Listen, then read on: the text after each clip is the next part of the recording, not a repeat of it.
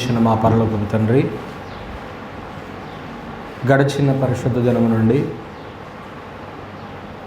నేటి వరకు మమ్మలను సజీవులుగా ఉంచినందుకే స్తోత్రాలు. ఆరాధన కార్యక్రమంలో ఇంతవరకు కీర్తనలతో స్తుతించినాం. సమయంలో సందేశం విని మా ఆత్మలను బలపరుచుకుని మా కుటుంబాలను ఆత్మీయమైన స్థితిలో నడిపించుకున్నటకు హెచ్చరికతో కూడినటువంటి మీ సందేశాలు మాకు ఇస్తున్నందుకే స్తోత్రాలు. వాటిని మేము స్వీకరించి అలాగ మేము జీవించి నిత్య జీవానికి కుటుంబాలతో పాటు ఆశీర్వదించబడుతూ మీకు దగ్గర అయ్యేటువంటి భాగ్యాన్ని దయచేయమని, నిలబడి ఉన్న మీ దాసునను సమయోచితమైన జ్ఞానముతో నింపి మీ పాత్రగా వాడుకున్నామని మా ప్రభువైన యేసుక్రీస్తు వారి పేరటి ప్రార్థన అడుగుచున్నాం తండ్రి, ఆమేన్. దేవునికి స్తోత్రాలుండి. ఈరోజు ఆరాధికులుగా చేరిన దేవుని పిల్లలైన మీ అందరికీ ప్రభువైన యేసుక్రీస్తు వారి నామములో వందనాలు తెలియచేసుకుంటూ, దేవుని యొక్క మహాకృపను బట్టి కుటుంబం దైవ గ్రంథంలో మాదిరి అయినటువంటి కుటుంబాలు ఎలాగూ జీవితాన్ని కొనసాగించినాయి, మనము ఎలాగూ జీవించాలి అనేటువంటి సందర్భాలను మనం ఆలోచన చేస్తూ ఉన్నాం. వృద్ధి చెందినటువంటి కుటుంబాన్ని మనం చూసాం. ఈరోజు మరో కుటుంబాన్ని ఈ గ్రంథంలో నుంచి ఆలోచన చేద్దాం. ఈ కుటుంబం ఎవరు అన్నట్లయితే మోషే తన భార్య అయినటువంటి సిప్పోరా. మోషే అనగా నీళ్లలో నుండి తీయబడినవాడు అని అర్థం. మోషే అనగా నీళ్లలో నుండి తీయబడినవాడు అని అర్థం. సిప్పోరా అనగా పిచ్చుక అని అర్థం. ఈ కుటుంబాన్ని గురించి కొద్దిసేపు ఆత్మీయమైన జీవితాలను మనము అలవర్చుకోవటానికి గ్రంథంలో నుంచి ఆలోచన చేద్దాం. ఈ భార్యాభర్తలు గ్రంథంలో మాదిరిగా దేవుడు మన కోసం రాయించుంచాడు. వీళ్ళు కొన్ని కీలకమైన క్షణాల్లో ఒకరినొకరు రక్షించుకున్నటువంటి వారు. భర్త యొక్క క్షేమాన్ని భార్య కోరాలి, భార్య యొక్క క్షేమాన్ని భర్త కోరాలి. అలా కానప్పుడు అది కుటుంబ వ్యవస్థే కాదు, ఎవరికి వారు ఇండివిజువల్గా బ్రతుకుతున్నట్లుగానే ఉంటారంట. కానీ కుటుంబం అనేటువంటిది దేవుడు భూమి మీద ఏర్పాటు చేసినటువంటి వ్యవస్థ కనుక ఒకరికొకరు కొన్ని ఇబ్బందికరమైన క్షణాలు ఎదురవుతాయి. అటువంటి పరిస్థితుల్లో ఒకరినొకరు రక్షించుకోవాలి. అలా రక్షించుకున్నటువంటి కుటుంబాలే వీరు. ఒకనాడు ఈమె యొక్క జీవన విధానాన్ని మనం చూస్తే నిర్గమాకాండము 2వ అధ్యాయము 16వ వచనాన్ని మనం చూసినప్పుడు, మిద్యాను యాజకునికి 7 కుమార్తెలుండరి. వారు వచ్చి తమ తండ్రి మందకు పెట్టుటకు నీళ్లు చేది తొట్లను నింపుచుండగా మంద కాపరులు కొద్దిగా ఇబ్బంది కలిగించినట్లుగా కనపడతా ఉంటాం. ఆ సమయంలో సిప్పోరాను మంద కాపరుల నుంచి ఏం చేశాడు? ఈ మోషే కాపాడాడు, అంటే రక్షించాడు మాట అండి. తర్వాత అడుగుతాడు, తండ్రి మీరు ఇంత వేగంగా రావడానికి కారణం ఏంటి ఈరోజు అని రగుయేలు అడిగినప్పుడు, ఒక ఐగుప్తుడు మాకు సహాయం చేశాడు అని సిప్పోరా తండ్రితో చెప్పినట్లుగా మనం చూస్తాం. అంటే గొర్రెల కాపరుల నుంచి వస్తున్నటువంటి ఇబ్బందిని సిప్పోరా ఎదుర్కొంటున్నప్పుడు మోషే భక్తుడు కాపాడి ఆమెను ఏం చేశాడు? రక్షించాడు. అదొకటి మనం చూస్తాం. 4వ అధ్యాయము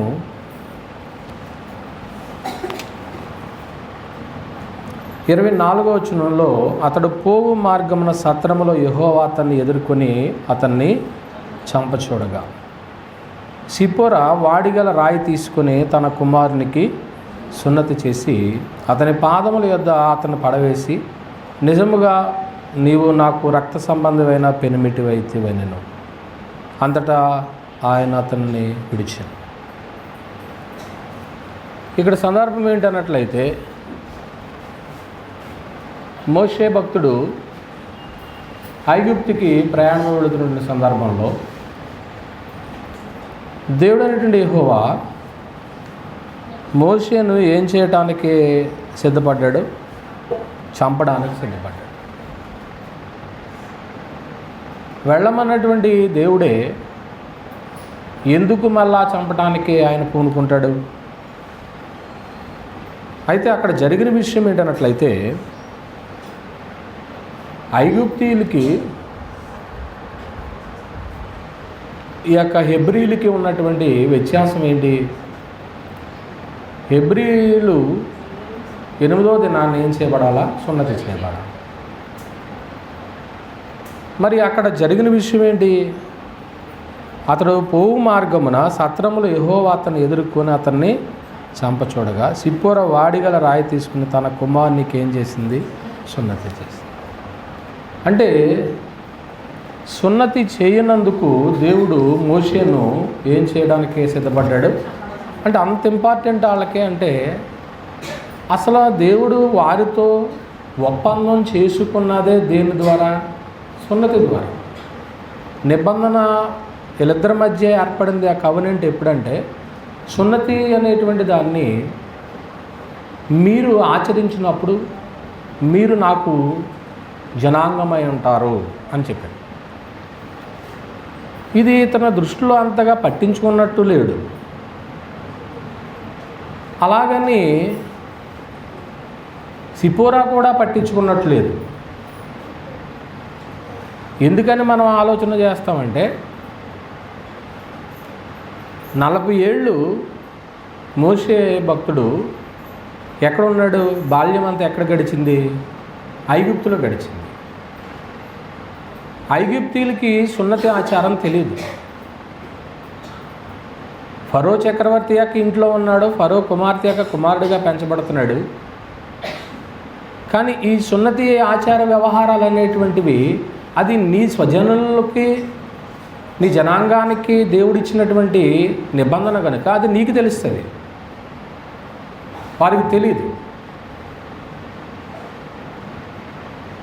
కనుక ఈ విషయంలో అంతగా బాధ్యత తీసుకున్నట్లుగా మనకు కనపడతలేదు. మనము ఏదైనా ఒక ఆజ్ఞను అనేటువంటి దాన్ని అది మనము సీరియస్గా తీసుకోకపోతే దేవుడు కూడా సీరియస్గా తీసుకోడు. మనం ఎలాగైతే టచ్ మీ నాట్ లాగా ఉంటామో ఆయన కూడా అలాగే ఉంటాడు. కానీ సందర్భం వచ్చినప్పుడు రాబోయే తరానికి మనలోకి మాదిరిగా చూపించాలనుకున్నప్పుడు అవసరమైతే ఆయన ఎంతకైనా చేయటానికి సిద్ధపడతాడు అనే విషయం మనకి మోషే గారి ద్వారా అర్థమవుతూ ఉంటుంది. అక్కడికి ప్రయాణం వెళుతుండడానికి కారణం ఏంటి? దేవుని జనాంగాన్ని నాయకత్వం వహించి వాళ్ళని ఏం చేయాలి? బయటికి తీసుకురావాలి. అంటే ఒక నాయకత్వం వహించటానికి సిద్ధపడుతున్న వ్యక్తి దేవుని ఆజ్ఞను మీరినప్పుడు నాయకత్వం ఎలాగిస్తాడు? అది కూడా ఆలోచించాలి.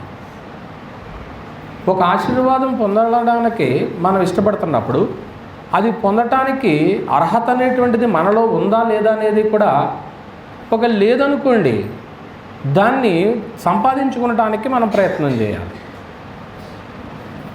ఒట్టినే దేవుని ఆశీర్వాదాలు రావు కదా. ఒక నాయకత్వం అంటే చరిత్రలో చాలా గొప్ప నాయకుడు ఇతను. ఇది వహించడానికి వెళుతున్నప్పుడు నువ్వు ముందు ఇది ఆజ్ఞను నెరవేర్చి వెళ్ళాలి. దేవుడు ఒక ఆజ్ఞ ఇచ్చినప్పుడు పాటలు పాడండి, ఆజ్ఞ అంతే.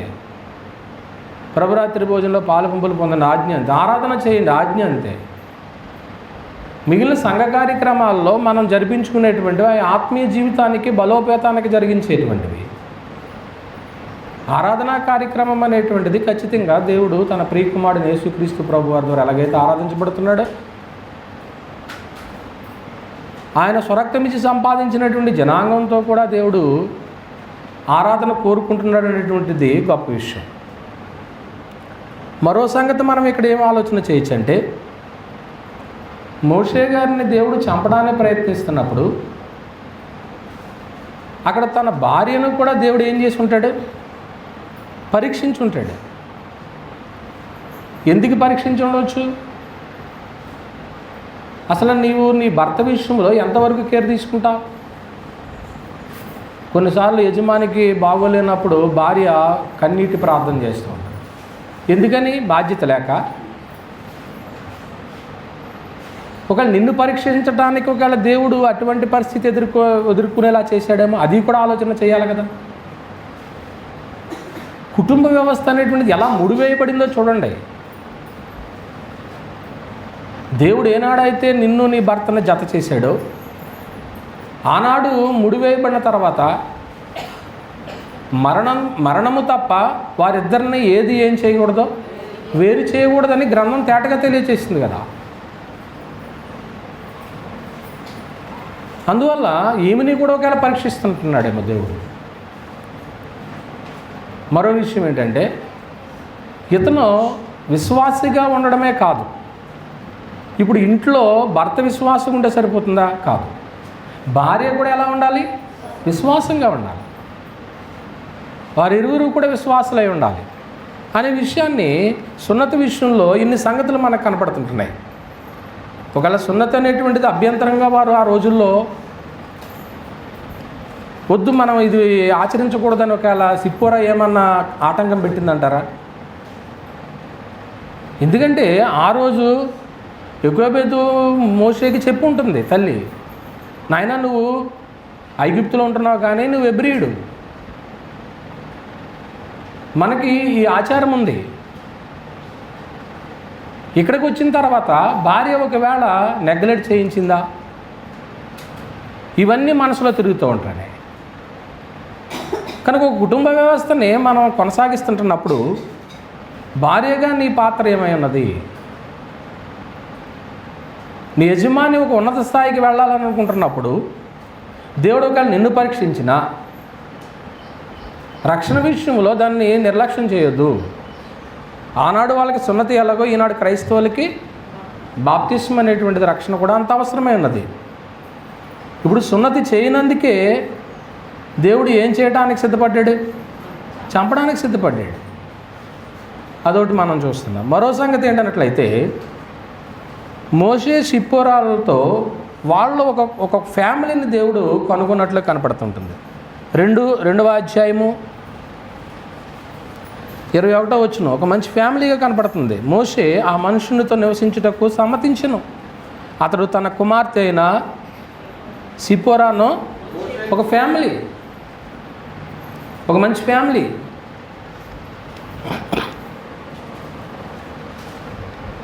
అందువల్ల కొన్ని కీలకమైనటువంటి విషయాల్లో ఒకరినొకరు రక్షించుకున్నటువంటి ఫ్యామిలీ. సిప్పోరాను మోషే గొర్రెల కాపర్ నుంచి ఏం చేశాడు? రక్షించాడు. సిప్పోరా తన కుమారుడికి సున్నతి చేయనందుకు దేవుడు మోషేని ఏం చేయడానికి సిద్ధపడ్డాడు? చంపడం. ఆ టైంలో సున్నతిని ఆచరించారు. మరోటి ఏం చూసామంటే, మోషే సిప్పోరాల్లో దేవుడు ఒక కొత్త కుటుంబాన్ని కనుగొన్నాడు. నీలోను నాలోను కూడా ఒక ఫ్యామిలీ, ఒక కుటుంబాన్ని దేవుడు చూడాలి. ఎవరికాలు ఇండివిజువల్గా ఉంటుంది. ఎలాగ ఉంటుందండి? ఫ్యామిలీగా ఉండదు. ఆవిడ దారి ఆవిడదే, ఆయన దారి ఆయనదే అనుకున్నప్పుడు అది ఫ్యామిలీగా ఎలా ఉంటుంది? ఉండదు కదా. కనుక ఇది పురస్కరించుకునే 2 సంగతులు ఈరోజు మనం ఆలోచన చేద్దాం. మొట్టమొదటిది ఏంటంటే, భర్త అయినటువంటి మోషే లక్షణాలను చూద్దాం. రెండోది భార్య అయినటువంటి సిప్పోరా లక్షణాలను చూద్దాం. ఇందులో స్త్రీలు పురుషులు కూడా ఏదేదైతే మనకు అవసరమో వాటిని మనము స్వీకరించడానికి ప్రయత్నం చేద్దాం. మొట్టమొదటిగా 3వ అధ్యాయము నిర్గమాకాండం 1వ వచనాన్ని మనం చూసినప్పుడు, మోషే మిద్యాను యాజకుడైన,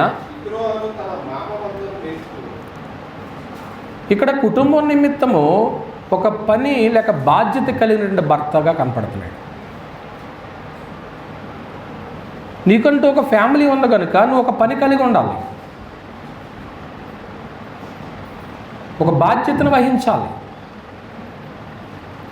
అది గొర్రెలు కాయడమా, లేక ఉద్యోగం చేయడమా, లేక నువ్వు ఏదైనా చేతి పని చేయడమా అని అది నీ పర్సనల్. అది నువ్వు ఏది ఎన్నిక చేసుకుంటావో అది. యోధాబాలురు ఉన్నారు, వారి చిన్నతనం నుంచి తల్లిదండ్రులు ఏదో ఒక విద్యను చేసేవారు. చిన్నతనం నుంచి కొన్ని అభివృద్ధి చెందినటువంటి దేశాలు ఉంటాయి, వాళ్ళు ఒక సర్టెన్ వయసు వచ్చేటప్పటికే వాళ్ళు కొన్ని వస్తువులను తయారు చేయడం, కొన్ని కనుగొనడం, ఇటువంటివన్నీ చేస్తూ ఉంటారు. మన భారతదేశంలో తక్కువ. మన పిల్లల్ని ఇండివిజువల్గా కూడా మనం విడిచిపెట్టడానికి భయపడుతూ ఉంటాం. వాళ్ళకంటూ కొన్ని ఆలోచనలు రివీల్ అవ్వాలి, తలంపులు పుట్టాలి. చిన్నప్పుడు అడుగుతాం, ఒరే నువ్వు పెద్ద అయిన తర్వాత ఏం చేయాలనుకుంటున్నావు? నేను ఉద్యోగం చేయాలనుకుంటున్నాను. ఏం చేయాలి? డాక్టర్ అవ్వాలి, ఇంజనీర్ అవ్వాలను, లేదా ఉపాధ్యాయుని అవ్వాలనుకుంటున్నాను. ఇలాగ వారి మనసుల్లో కొన్ని పుట్టించేలాగా మనం చేస్తూ ఉంటాం.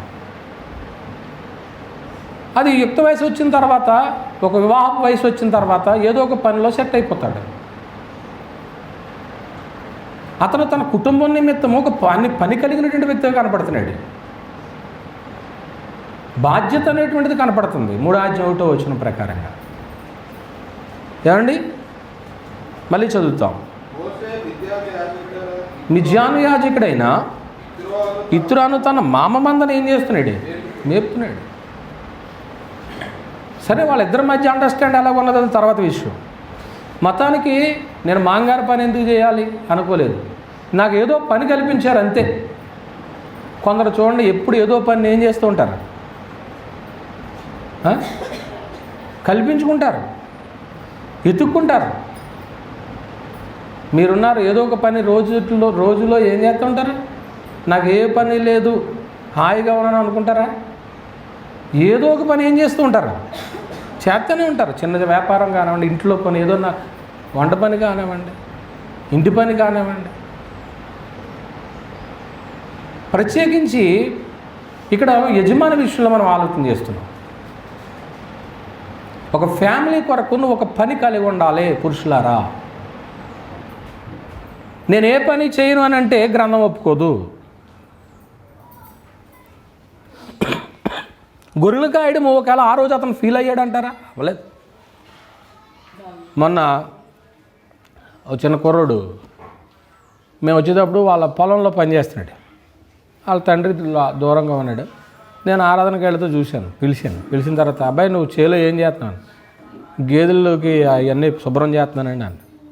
పిల్లోని చదివిస్తున్నాడు. అప్పుడు నేను చెప్పాను, నీ పొలంలో నువ్వు గేదెలు కాయాలి, పేడలు తీయాలి, నీళ్లు పెట్టాలి, కుడితి పెట్టాలి, ఇవన్నీ చేయాలి. నేను చదువుకుంటున్నాను, నా తండ్రి చెప్తున్నాడు ఈ పని నేను ఎందుకు చేయాలని ఏమాత్రము కూడా అసలు అనుకునడానికి వీలు లేదంటే తప్పకుండా చేస్తానండి. మొన్న ఎప్పుడో పని చెప్తే బన్నుకాలు ఇంటికి వెళ్తే నువ్వు ఎలా చేయాలంటే సగ్గా చేసావా? అది పాస్టర్ గారి దగ్గర కూర్చోబెట్టుకుని చెప్పింది, అమ్మ ఇదిగో ఎదుగుతున్నావు, ఇలాగ ఉండాలి పిల్లలని.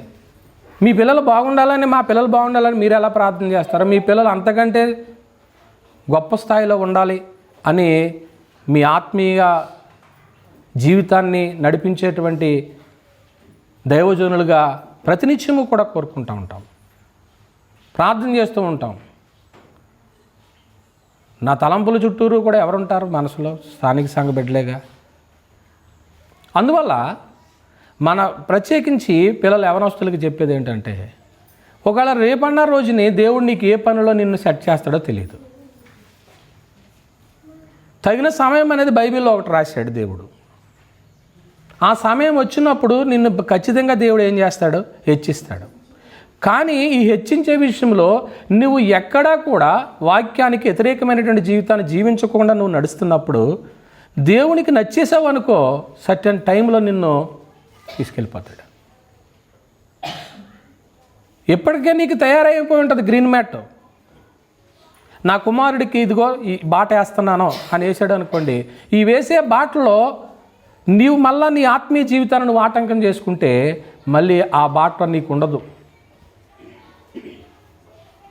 అది ఒకవేళ నీ తలంపుల ద్వారానో, నీ స్నేహితుల ద్వారానో, లేకపోతే నీకున్నటువంటి దురలవాట్లని నేను అన్నాను. మన పిల్లలకు అటువంటివి లేవు కాబట్టి. ఒకవేళ ఇటువంటి విషయాలు ఏదైనప్పటికీ కూడా నీకు ఆటంకం కలిగితే నీ ఆత్మీయ జీవితం కుంటిపడిపోతుంది. నీకున్నటువంటి రాజమార్గం కాస్త ముళ్ళదారి అయిపోతుంది. మొన్న ఎక్కడో చెప్పాను, ఒక ముళ్ళ చెట్టు దగ్గరికి వెళ్ళి చెట్లన్నీ అడిగినాయి అంట. ఆ ముళ్ళ చెట్టు దేనికి సాదృశ్యం చూసిన? అభిమెలెక్కేనా? అభిమెలెక్ క్రూరుడు సహోదరులందరిని ఏం చేసేసాడు? చంపించేశాడు. మరి ముళ్ళ చెట్టు లాంటి జీవితం నీకు అవసరం లేదు. ఒక ఒలీవా చెట్టులాగా, ఒక ద్రాక్షావల్లిలాగా, ఒక అంజూరపు చెట్టు లాంటి లైఫ్ నీకు కావాలి. నీ తైలము, నీ మాధుర్యం దేవుడు చూడాలి. ఆ ఫలాన్ని ఆయన అనుభవించాలి. నీ పేరెంట్స్ అనుభవించాలి. కనుక ఏదో ఒక పని కలిగి ఉండాలి. కుటుంబం నిమిత్తము మోషే గారు ఏం కలిగినట్లుగా కనపడుతుంది? ఒక బాధ్యత కలిగినట్లుగా కనపడుతుంది. మళ్ళీ 3వ అధ్యాయం మొదటి వచనాన్ని చదువుదాం. అందులో నుంచి ఇంకో మాటను తీసుకుందాం.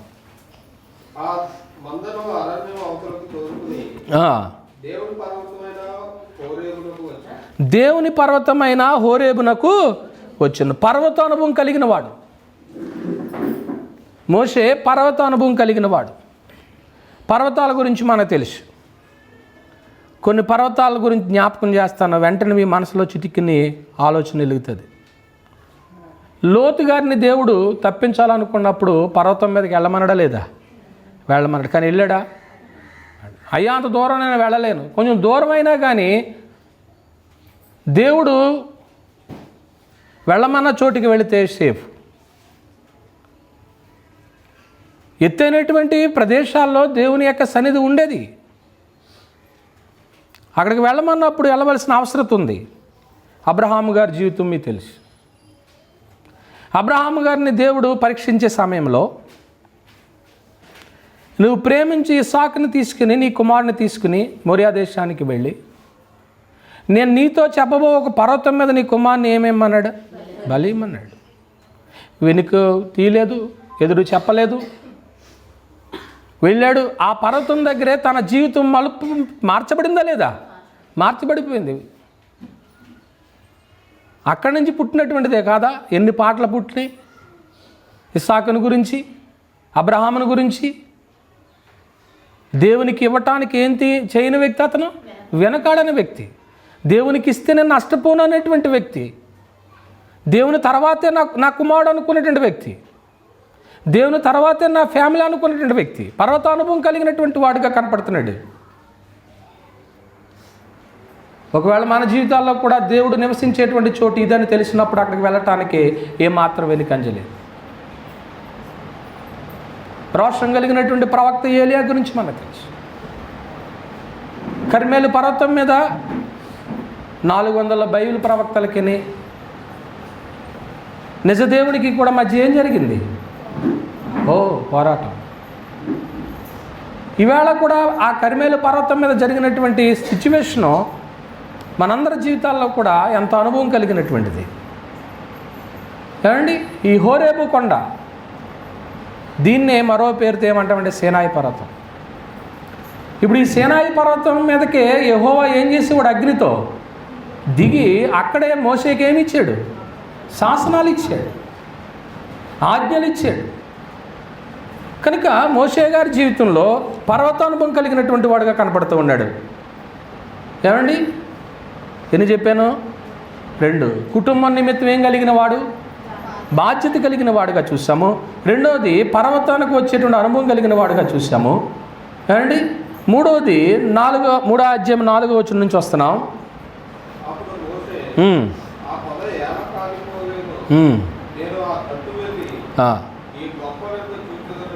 అనుకునేను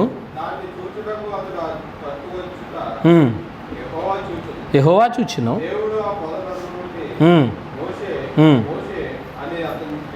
దేవుని స్వరం విన్నవాడు. మీరు రాసుకునే వాళ్ళు 4వ వచనం నుంచి 15వ వచనం వరకు కూడా రాసుకోవచ్చు. ఎవరి స్వరం విన్నాడండి అక్కడ? దేవుని స్వరం. అనేకుల స్వరాలు వేరండి, దేవుని స్వరం వేరు. ఈరోజు మనం దేవుని స్వరం వింటున్నాం. దేవుని మాటే కదండి దేవుని స్వరం అంటే. ఒక కీర్తన పాడుతూ ఉంటాం, నీ స్వరము వినిపించు ప్రభువా, నీ దాసుడాలాకించు. నీ స్వరము వినిపించు ప్రభువా, నీ దాసుడాలాకించు. ఉదయమునే లేచి నీ స్వరము వినుట నాకు ఎంతో మధురము. ఉదయమునే లేచి నీ స్వరము వినుట నాకు ఎంతో మధురము. దినమంతటి కొరకు నన్ను సిద్ధపరచు, రక్షించు ఆపదల నుండి, రక్షించు ఆపదల నుండి.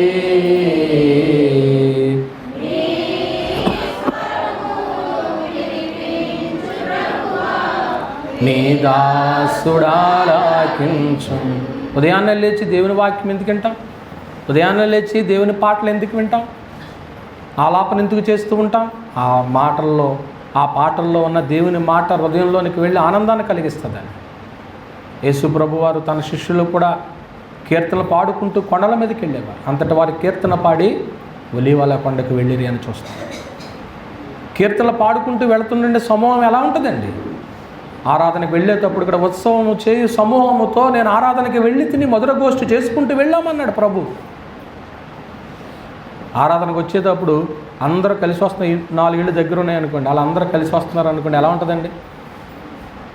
కానీ కొద్ది రోజులు బాగానే కలిసి వస్తారు, తర్వాత వీళ్ళు దెబ్బలాట్లాడుకుంటారు కాబట్టి మళ్ళీ వాళ్ళ తర్వాత వాళ్ళు వీళ్ళ తర్వాత ఆడుతారు. ఇంకా అప్పుడు ఈ ఐక్యత ఏమైపోతుంది?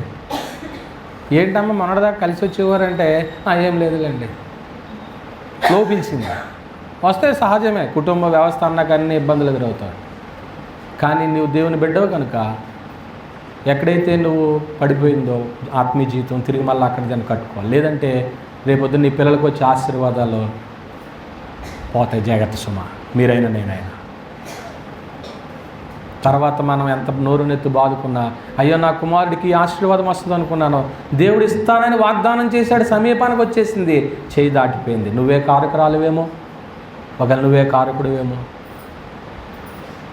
ఆ విషయం మనము కుటుంబ వ్యవస్థ అనేది. ఇప్పుడు యవనస్తున్నారు, వాళ్ళ ఒంటరి జీవితాల్లో ఒక్కొక్కసారి తప్పడు అడుగులు పడుతున్నాయి. వాళ్ళు పడకుండా ఉండడానికి ఎవరి కాలంలో వాళ్ళకి రక్షణలు ఇచ్చాం. కానీ కుటుంబాల్లో ఉన్నటువంటి మనం బిడ్డల విషయంలో బహుబాధ్యత కలిగిన వారుగా ఉన్నాం. దేవుని స్వరం వినాలి పిల్లలు. ఆ స్వరం విన్నప్పుడు వాళ్ళ మనసుల్లో, వాళ్ళ తలంపుల్లో ఇదే మెదులుతూ ఉంటాయి. కొట్టిన ఆ మాట అనలేదా భక్తుడు? నేను పాపము చేయకున్నట్లు నా హృదయంలో నీ వాక్యమును ఉంచుకొని ఉన్నాను. నేను పాపం వెళ్ళేటప్పుడు ఏదడ్డొచ్చేసేది? నీ వాక్యం నా హృదయంలో ఉంది కనుక ఆ వాక్యం అడ్డొచ్చేది. అందువల్ల మూడవ అతని జీవితంలో అనుభవం ఏం కనపడుతుందంటే దేవుని యొక్క స్వరం విన్నావా? ఈవేళ దేవుని స్వరం విన్నావా? ఇదిగో వింటున్నావు. 1 గంట సేపు దేవుని స్వరం వింటావు, మళ్ళీ వారం అంతా కూడా ఈ స్వరం నీవు లాన్ రిపీట్ చేసుకుంటూ ఉండాలి. ఏదో ఒక పాయింట్ నీ మనసులో ఉంటుంది, అది నిన్ను తాగుతుంది. 3 గంటల సినిమా చూస్తారు. ఎందుకు చూస్తారు? అది 2.5 గంటలు ఉంటుందో 3 గంటలు ఉంటుందో తెలియదు. అందులో ఒక 5 లేక 10 నిమిషాల్లో చాలా కీలకమైన విషయాలు పొందుపరుస్తాడు రచయిత. ఆ తీసేటువంటి వ్యక్తులు ఎవరంటారో వాళ్ళు మనది ఎలా, వాళ్ళ ప్రొడ్యూసరో లేదా డైరెక్టర్లు ఎవరో.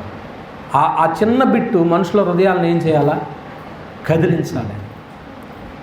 అప్పుడు వచ్చి అంటాడు, అబ్బా 100 రూపాయల టికెట్ కొనుక్కున్నాను కానీ అందులో అద్భుతమైనటువంటి విషయం ఉందండి అంటాడు. నువ్వు 1 గంట లేకపోతే ఒక అరగంట 30 గంట దేవుని సందేశం వింటున్నావు, ఇందులో ఏదో ఒక మాట నీ హృదయాన్ని ఏం చేయాలి? తాకాలి. నీ హృదయాన్ని పొడుచుకోవాలి. అప్పుడే మన యొక్క ఆత్మీయ జీవితము, భౌతిక జీవితము సెట్ అయిపోతుంది. దేవుని స్వరం వినాలి. 3 అనుభవాలు మనం చూసాం. మొట్టమొదటిగా ఏం చెప్పానంటే కుటుంబం నిమిత్తం ఏం కలిగిన వాడు? బాధ్యత, అంటే ఒక పని కలిగిన వాడు. మర్చిపోకండి, పనిలో ఉండండి పిల్లలారా.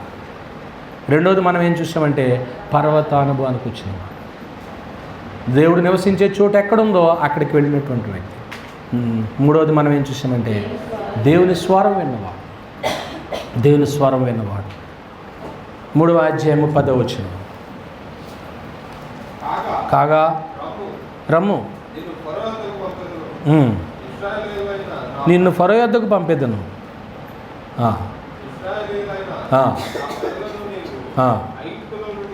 తోడుకొని పోవాలి. 13వ వచనం.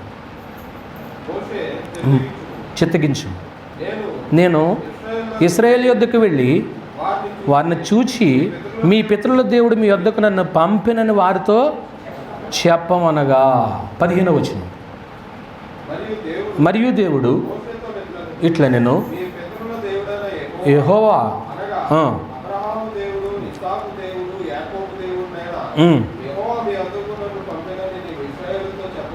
20వ వచనం.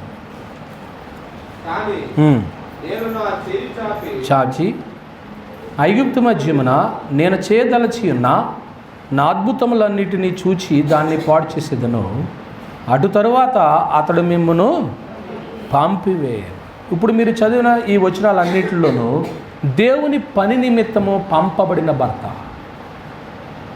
దేవుడు వెళ్ళమన్నటువంటి ప్రాంతానికి సుమారు 1, 2, 3, 4 వచనాలు చూశారు.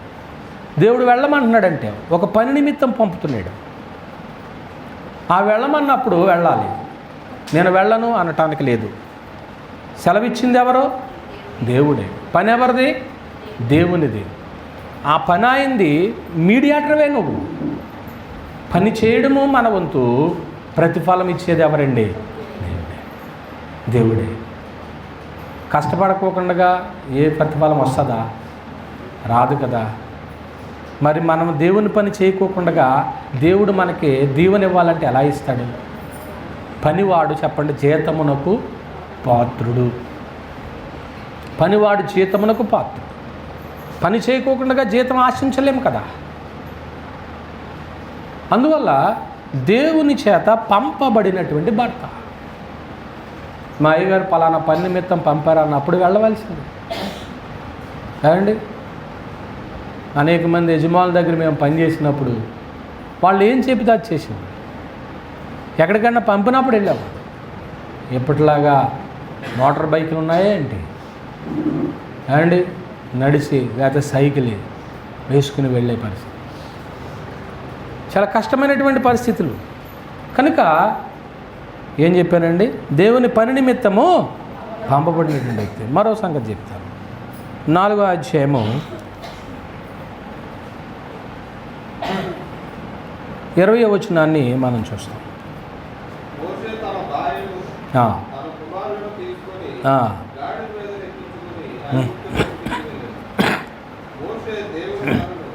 అదే చాలండి. కుటుంబంతో దేవుని కర్ర చేత పట్టుకున్నవాడు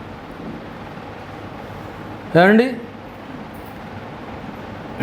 దేవుని యొక్క కర్రను చేత పట్టుకుని వెళ్ళినటువంటి వ్యక్తి. అసలు మోషే చేతిలో ఉన్నటువంటి కర్ర అది అతనిదా దేవుని కర్ర? నీ చేతిలో ఉన్నది నీ ఆయుధం అని అనుకుంటున్నావేమో. మనందరి చేతిలో గ్రంథాలు ఉన్నాయా? ఒకసారి మీ గ్రంథాలు పైకి చూపించండి. ఈ గ్రంథాన్ని మనం ఏం చేయాలి? ప్రతిరోజు దీన్ని ఏం చేస్తూ ఉంటాం? పఠింప శ్రేష్ఠ గ్రంథము బైబిలు, పఠింప శ్రేష్ఠ గ్రంథము బైబిలు, అనుదినం పఠించిన ప్రేమతోడ నడుపును, ఆ పఠింప శ్రేష్ఠ గ్రంథము బైబిలు. ఈ బైబిల్ మన చేతికి రావడానికి ఎందరో రక్తము నేలవలికింది. ఈ దేవుని మాటలో తెల్లటి కాగితాల మీదకి నల్లటి అక్షరాలుగా రావటానికి ఒక్కొక్క అక్షరాన్ని చెక్కతో చెక్కి జాన్ గూటన్బర్గ్ ఏమండి 3 సంవత్సరాలు ఒక్కొక్క అక్షరాన్ని చెక్కటానికి ఎంత ప్రయాసపడ్డాడో తెలుసా? మొట్టమొదట తెలుగు ప్రింటింగ్ ముద్రించబడినటువంటిది వైజాగ్లోనే బైబిల్. శరంపూర్లో ముద్రించబడింది, కానీ అది తేటగా లేదని మొట్టమొదటి తెలుగుది ముద్రించబడింది వైజాగ్లోనే. ఏమండి వుడ్డుతో ఒక్కొక్క అక్షరాన్ని చెక్కి దానికి శేషం పోసి ఏమండి దాన్ని అక్షరం తయారు చేయడానికి ఎన్ని సంవత్సరాలు ప్రయాసపడ్డాడు పాపం. ఈవేళ ఈ బైబిల్ మన చేతికి వచ్చిందంటే ఇది దేవుని గ్రంథం. ఈ గ్రంథాన్ని మనం చేత పట్టుకుని వెళ్ళాలి. ఒక కర్ర చేత పట్టుకుని వెళ్ళాడు, దేవుని కర్ర. బండలో నుంచి ఆ కర్రను బండ మీద కొట్టగా ఏమొచ్చింది? అందులో నుంచి నీళ్లు వచ్చినాయి. ఏమండి ఆ బండ ఆ ఎర్ర సముద్రం మీదకి వెళ్ళినప్పుడు నీటిని కొట్టగా ఏమైంది? బాయిలైపోయింది. ఎన్ని చేశాడండి ఆ చేతి కర్రతో? దేవుని కర్ర అన్నాడు, అందుకే దాన్ని. అది మనం గుర్తుంచుకోవాలి. దేవుని గ్రంథం నీ ఇంట్లో పెట్టుకో, దేవుని గ్రంథము నీ కూడా ఉంచుకో. పిల్లలు ఫోన్లో బైబిల్ వచ్చింది కదండి, బైబిల్ తెచ్చుకో. అది ఎప్పుడన్నా నీ ప్రయాణంలో ఉపయోగపడుతుంది తప్ప సన్నిధికి వెళ్ళినప్పుడు ఖచ్చితంగా చేతులు ఏముండాలా? బైబిల్ ఉండాలి. బైబిల్ గ్రంథం చాలా ప్రాముఖ్యం. అసలు నువ్వు మన వాళ్ళు చదువుకోలేని వాళ్ళు ఉంటారండి, బైబిల్ చిన్నది క్రొత్త నిబంధన ఏదో కూడా చేతిలో తెచ్చుకుంటారు. ఏం అవసరం లేదు. చేతిలో నిజంగా నువ్వు బైబిల్ పట్టుకుని చూడు ఎంత ఉందాగా కనపడతావో. బైబిల్ పట్టుకుని చర్చికి వచ్చినప్పుడు ఎలా ఉంటామండి? బాగోదా? మీరంటే బైబిల్ కనపడకుండా మీకు బ్యాగుల్లో కుక్కేతారు కాబట్టి ఆ బ్యాగులో పెట్టుకుంటారు. రైట్, మీరు గ్రంథం ఉంటుందని అది అందరికీ తెలుసు. ఇప్పుడు పురుషులుగా మేమున్నాం ఏమండి, బైబిల్ని చక్కగా పట్టుకుని వస్తే ఎలా ఉంటుందండి? ఉన్నతనంగా ఉండదా? దేవుని గ్రంథం అంత గొప్పది ఏమండి. దేవుని యొక్క కర్రను చేత పట్టుకున్నటువంటి వ్యక్తి మాట అండి.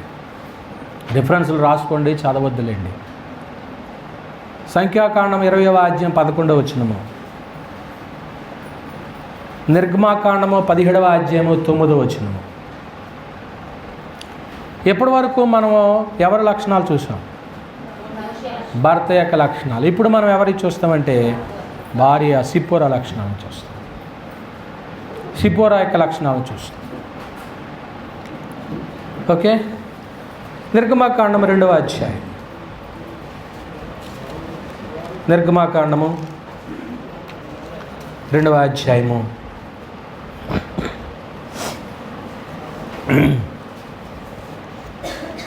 16వ వచనాన్ని మనం చూద్దాం.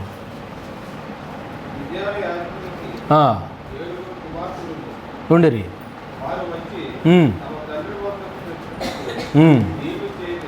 ఇక్కడ మీకు ఏం కనబడుతుందంటే తండ్రి ఇంట పని భారం కలిగిన కుమార్తె. ఈ అమ్మాయికి ఎవరింటి దగ్గర ఎక్కువ పని చేసింది? తండ్రి ఇంటికి. ఇప్పుడు ఆడపిల్లలు ఉన్నారు, రేపొద్దున అత్తవారింటికి వెళ్తారు. ఇక్కడ ఏ పని చేయకోకుండా నేర్పించలేదు అనుకో, రేపొద్దున అక్కడికి వెళ్ళక నేను ఎత్తి మీద ఎన్ని ఆశీర్వాదాలు పడతాయి తెలుసా? పడవా? ఏమంటారు? కూతుర్ని కన్నారు కానీ చెప్పండి, ఏమంటారు? మీరేమనరా? రేపొద్దున్న కొడుకులకి పెళ్ళి చేసిన తర్వాత కోడలు వచ్చిందనుకో, వచ్చిన తర్వాత కోడలు ఏ పని చేయకోకుండా అట్టనే కూర్చుందనుకో, అమ్మాయి ఇలా ఉండాలి కోడలు అంటే నాకు అంట తగ్గరైనా నేను ఆశించిన కోళ్ళు ఈవే అని అంటారు ఎవరైనా? విజయ్ అయ్యగారు ఏంటి నన్ను టార్గెట్ చేసుకోనుకుంటున్నా? అందరికీ ఉంది, రేపొద్దు నీ వెనకాల వరుసే వస్తారు, కంగారు పడి వాళ్ళు మేమన్న దీవెనలు వస్తూనే ఉంటాయి. ఈ యొక్క అమ్మాయి తండ్రి ఇంటి ఏం కలిగిన వ్యక్తిగా కనపడుతుంది? పని భారం కలిగింది. ఎంత పని ఇంటి దగ్గర పని చేస్తే నా కూతురు కేలగా కష్టపడిపోతుందేమో అని ఏ తల్లులు అనుకోకూడదు. ఖచ్చితంగా ఏమి నేర్పించాలి? వాళ్ళకి పని నేర్పించాలి.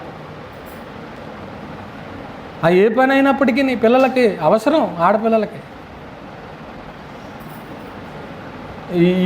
ఈ పిల్లలు మీరు అందరూ కూడా తలదించండి, యవనస్తులు ఆడపిల్లలు తలదించండి, నా వైపు చూడొద్దు ఎవరు. ఇప్పుడు మీరు తలెత్తండి, నా కూతురు ఇంటి దగ్గర చాలా బాగా పని చేద్దండి అన్న వాళ్ళు చేతులు ఎత్తండి. మీరు ఎవరు చూడకుండా.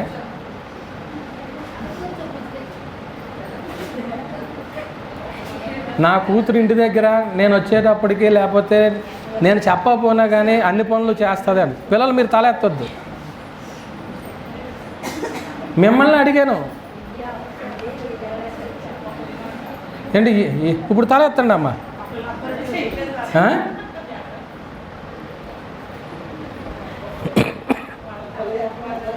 మరి ఆడపిల్లలు పని చేస్తున్నారా లేదా? భారమైన పని కాకపోయినా వాళ్ళు చేయగలిగిన సామర్థ్యం కొలది వాళ్ళ పని వాళ్ళకు ఉంటుంది. వాస్తవానికి ఆయన ఎవరో మిథ్యాను యాజకుడు. వాళ్ళకి ఎంతమంది కూతుర్లు? 7 కూతుర్లు. అంటే ఎంత పని చేసి ఉంటారు వాళ్ళు.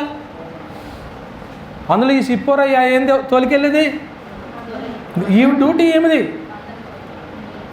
ఇప్పుడు ఆడపిల్లలు ఎక్కువ ఉన్నటువంటి ఫ్యామిలీలో ఎవరున్నారా? అదిగో డ్యూటీలు ఉంటాయి. అక్క ఆ పని చేయాలి, చెల్లి ఈ పని చేయాలి. సాయంత్రం అయ్యేటప్పటికి మళ్ళీ అమ్మ నాన్నలు వచ్చాక మళ్ళీ ఒకరి మీద ఒకరు మళ్ళీ కంప్లైంట్లు ఉంటాయి.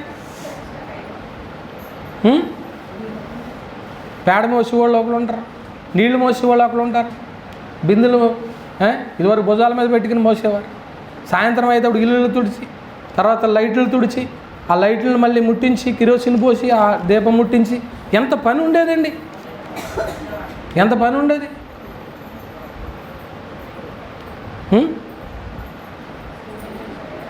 ఇప్పుడు సిప్పోరాను బట్టి ఏమి నేర్చుకోవాలి? పని. తండ్రి ఇంట అత్తవారింటికి వెళ్ళాక అలాగా చేయాలి. చేయకపోతే భర్త ఊరుకుంటాడేటి, అత్తగారు ఊరుకుంటుందేటి. ఆమా అప్పుడు బంగారులా చేస్తారు. తండ్రి అంటే పని కలిగినటువంటి వ్యక్తిగా కనపడుతూ ఉంటుంది. 4వ అధ్యాయము 20వ వచనాన్ని మరొకసారి చదువుతున్నాం.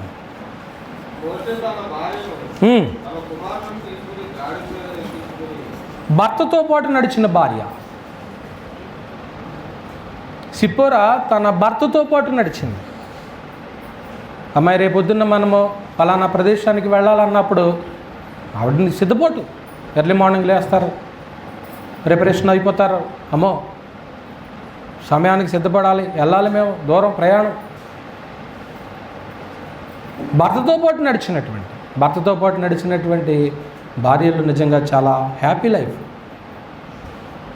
ఏమండి ఎన్ని చెప్పానమ్మా? 3వ సంగతి ఏంటంటే భర్త సమస్యను గుర్తించిన భార్య. భర్త యొక్క సమస్య ఏదైతే ఉందో ఆ సమస్యను గుర్తించింది. ఒక్కొక్క భార్య గుర్తించదు. నిన్ను పోషించి, నిన్ను సంరక్షించి, నీకు శిరసగా ఉండి ప్రతినిత్యము నీ యొక్క క్షేమం కోసం ఆలోచించేటువంటి నీ భర్త విషయంలో ఏదైనా సమస్య వచ్చినప్పుడు ఆ సమస్యను గుర్తించేటువంటి భార్యగా ఉండాలనే సంగతిని మర్చిపోవద్దు. 24-25 వచనంలోనే ఆ సందర్భం మనం చూస్తాం. అతడు పోవు మార్గమున సత్రములో యెహోవా అతను ఎదుర్కొని చంపచోటుకు సిప్పోరా ఏం చేసిందండి? తన బాధ్యతను చేసింది. అయ్యో నా భర్త సమస్యలో ఉన్నాడు, ఈ సమస్యలో నుంచి ఎలాగోలని బయట వేయాలి. ఎంత తెలివైనటువంటి బిడ్డగా కనపడుతుందండి. 25వ వచనాన్ని మనం చూస్తే తన ప్రాణాన్ని ఏం చేసిందో తెలుసా? కాపాడింది. సమస్యను గుర్తించినటువంటి భార్యగా రాసుకోండి, భర్త ప్రాణమును కాపాడిన భార్యగా రాసుకోండి. భర్త ప్రాణాన్ని కాపాడి. ఏమండి పెళ్ళిలో ప్రమాణం ఏం చేస్తారండి? కలిమి అందును. అయ్యో మీకే బాగా వచ్చినాయండి,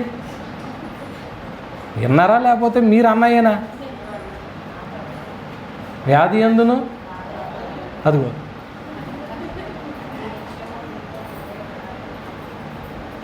కష్ట సుఖాల్లో, బాధల్లో ఒకరికొకరు నిజంగా సమస్యను గుర్తించి, అయ్యో నా భర్త ప్రాణాపాయ పరిస్థితుల్లో ఉన్నాడు, దేవుని యొక్క ఉగ్రత వచ్చేసి పరిస్థితి, ఇప్పుడు ఏం చేయాలి? సమస్యను గుర్తించింది. తెలివైనటువంటిది. జ్ఞానవంతురాలు అన్నాడు కానీ బలవంతుడు ఇల్లు కడతాడు అనలేదు బైబిల్లో. అదొక ఎంత గొప్ప సూత్రమో చూడండి. ఇంటిని చూసి అది నిజంగా మీరు అందరూ అసలు ఆ ఇల్లుని చక్కదిద్దే విధానం ఉంటుంది. జ్ఞాని సొలొమోను గారండి ఆలోచించి ఆ మాట రాశాడు 14వ సామెతల్లో. జ్ఞానవంతురాలు, జ్ఞానం కలిగినోడు ఇల్లు కడతాడని బైబిల్లో ఉందా? బలశాలి ఇల్లు కడతాడని బైబిల్లో ఉందా? జ్ఞానం. మీరందరూ తెలివైనటువంటి వారు, జ్ఞానం కలిగినటువంటి వారు. అందువల్ల ప్రియమైన దేవుని వర్లారా, భర్త ప్రాణాన్ని కాపాడినటువంటి భార్య. ఏమండి 26వ వచనాన్ని కూడా చదువుతాం. అప్పుడు ఆమె, ఈ సున్నతిని బట్టి నీవు నాకు రక్త సంబంధమైన భర్తకు సహకారైన భార్య. శారీరకంగా భార్య భర్తలు కావచ్చు, కానీ క్రీస్తునందు ఇద్దరు ఎవరవుతారండి? సహోదరులండి, సహోదరులు. మరి సహోదరులు ఎలా ఉండాలని బైబిల్ చెప్పింది?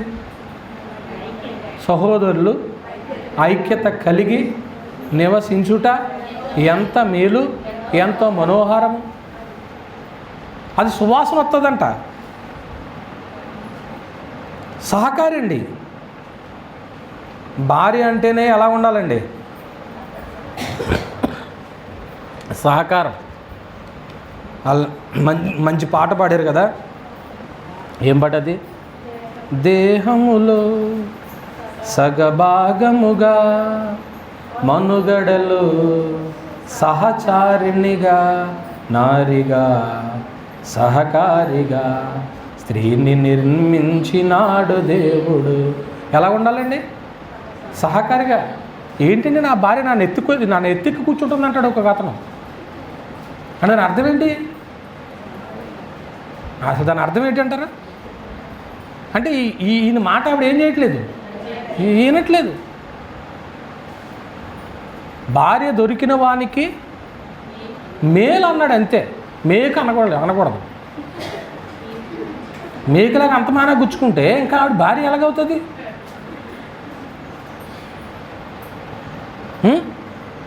మేలు. ఎప్పుడన్నా యజమానులు, ఈవిడ నా మేలండి, నీవే నా మేలు, నీవే నా మేలు అని ఎప్పుడన్నా 2-3 సార్లు అన్నామా మన వాళ్ళనే? అనకూడదు అయ్యారు. అనుకుంటే చెట్టెక్కేతారు ఎలా అంటారు మా పురుషులు? నెత్తికెక్కేతారు అంట. మరి అంత నెత్తికి ఎక్కుతున్నారు మీరు.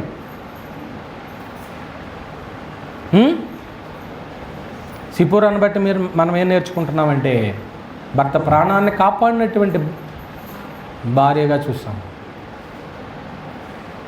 ఏమండి, సమస్యను గుర్తించింది. ఇప్పుడు ఏమైంది? సహకారి అయిపోయింది. సహకారం అంటే ప్రతి దాంట్లో సహకారం అంట.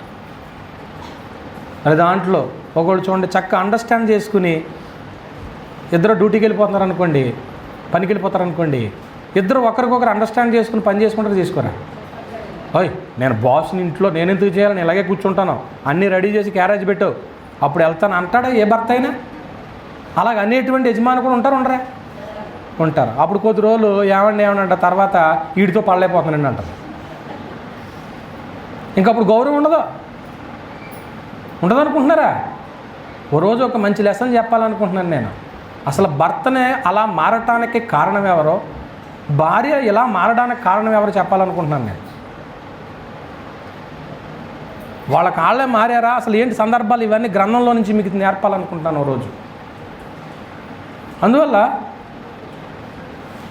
ఆ ఉన్నంతసేపు బాగానే నటింతుంది, తర్వాత ఆ పోయాడండి బాబు ఆడు ఉన్నంతసేపు నా తలపోటండి అంటుంది.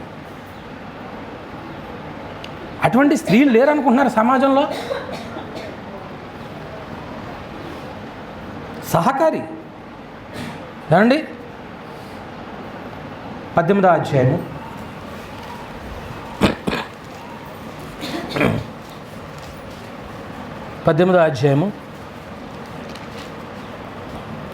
6వ వచనాన్ని చూద్దాం.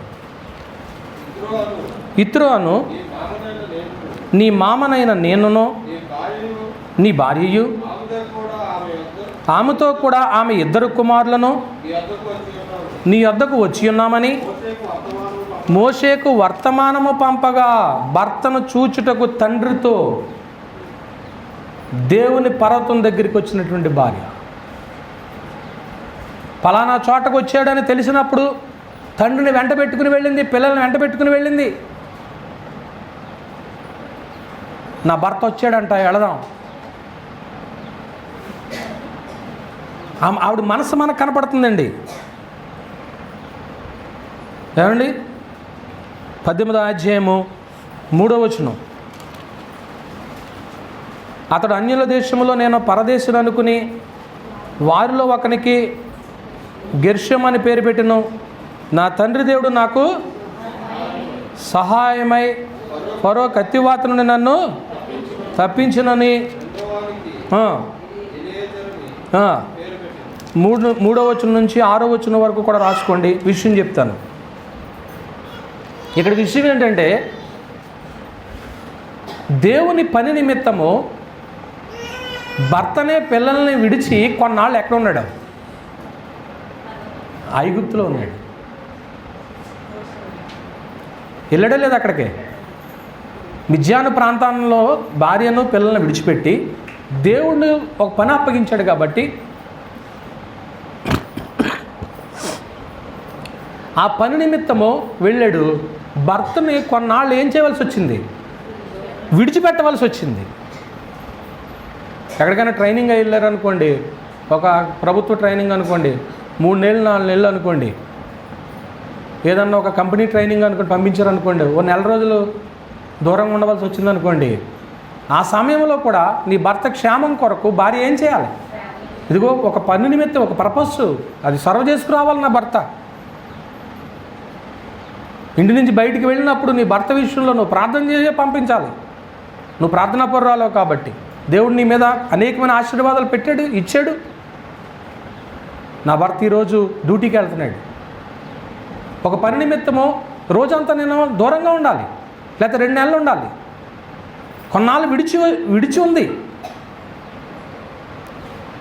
దేవుని పని నిమిత్తము ఒకవేళ వెళ్ళినప్పుడు అప్పుడు నాకు గుర్తొస్తుంది. ఉదయం నేను ఈ లెసన్ సిద్ధం చేసుకున్నప్పుడు నేను చాలా రోజులు పాస్టర్ని, అప్పుడు చిన్న పిల్లడు, వాడిని విడిచిపెట్టి వెళ్ళేవాడు.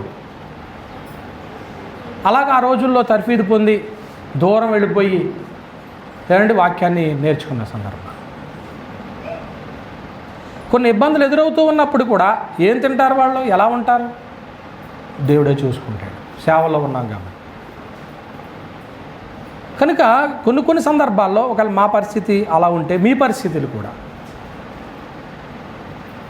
అటువంటి పరిస్థితే వచ్చిందనుకోండి, దేవుని పని నిమిత్తం కొంచెం ఎడబాటు అవ్వాల్సి వచ్చిందనుకోండి, ఇబ్బంది పడవసరం లేదు. 15వ అధ్యాయం 5వ వచనం. మోషే మామ అయిన 18వ అధ్యాయం 5వ వచనం. మోషే మామ అయిన ఇత్రో అతని కుమారులనిద్దరిని అతని భార్యను తోడుకుని అరణ్యంలో దేవుని పర్వతం దగ్గర దిగిన మోషే వద్దకు ఏం చేశాడు? తోసాడు. చివరిగా మనం ఏం జ్ఞాపకం చేసుకుంటున్నామంటే, భార్య భర్త దగ్గరికి వచ్చిన తర్వాత మరలా తన ప్రేమ బంధాన్ని ఇద్దరు కొనసాగించారన్నమాట అండి.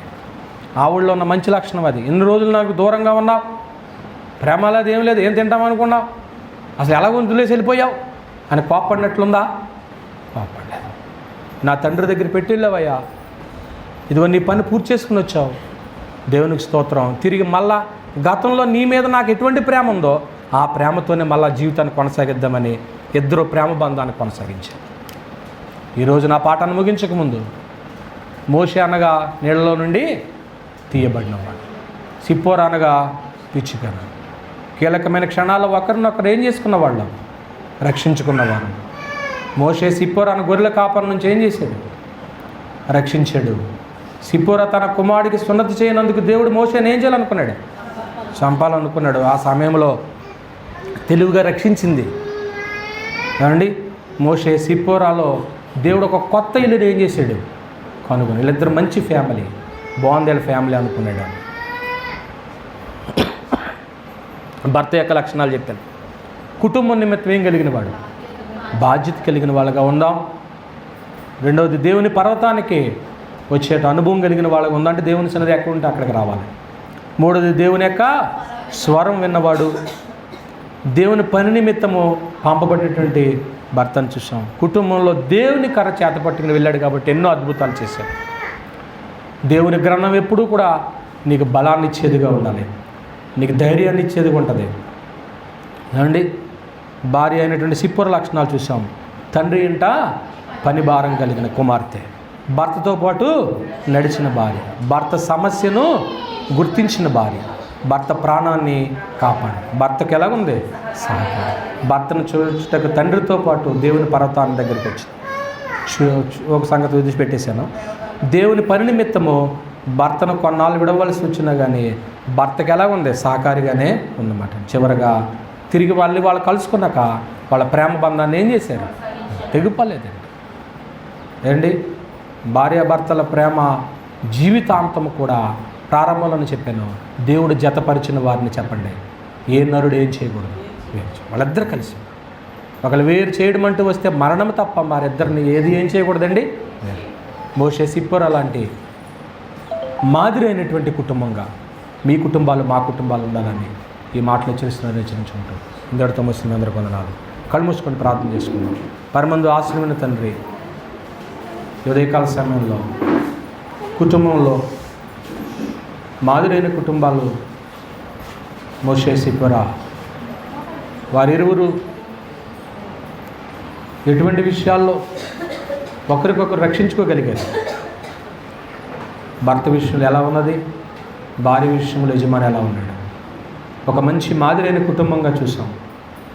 ఒకవేళ ఏ లక్షణంలోనైనా మాలో అది లోపం ఉన్నట్లయితే అది మేము సరి చేసుకుని దయగల తండ్రి నీ దీవెనలు పొందటానికి ప్రేమ బంధాన్ని కొనసాగిస్తూ నిజ జీవానికి వారసులయ్యే భాగ్యం దయచేయి. ఇక్కడ భార్యాభర్తలు కలిసి నిన్ను ఆరాధిస్తున్న వారు ఎవరైతే ఉన్నారో, మోషేలా నేనుండాలని, సిప్పోరాలాగా నేనుండాలని ఎవరికి వారే నిర్ణయాలు తీసుకుని నీ దీవెనలు పొందే భాగ్యాన్ని ఇవ్వండి. యవన కాలంలో ఉన్న పిల్లలు ఒక పని భారము కలిగి ఉండాలనేది ఆలోచన వారి మనసులో పుట్టించి మిగతా మేలుకరంగా మార్చి క్రీస్తు యేసు వారి పరిశుద్ధమైన నామమున ప్రార్థించి వేడుకొనుచున్నాను పరమ తండ్రి, ఆమేన్.